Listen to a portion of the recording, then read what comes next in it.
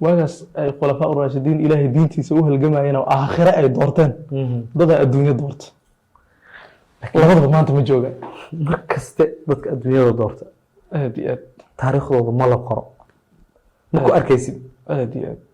waxyaalaha iyaga waxaa ka mid ah tusaale ahaan sayidka hadda dhow ahaa sayid waxaa cabdulla xasan marka sayidka waa laga sheekeynayaa jigjiga taallo weyna ku taalla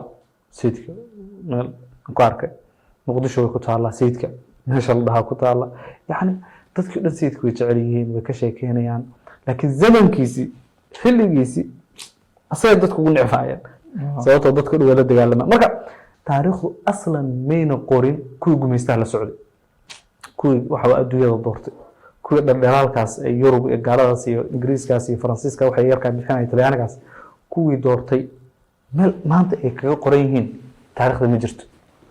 walidaalika markasta dadka adduunyada doorta taariikhdu ma qorto kuwa dalkooda qiyaamo ma qorayso waxa haddii qoraysana meelaha oo wasaqda qashqubka meelaha bogoga madooba lagu qoraa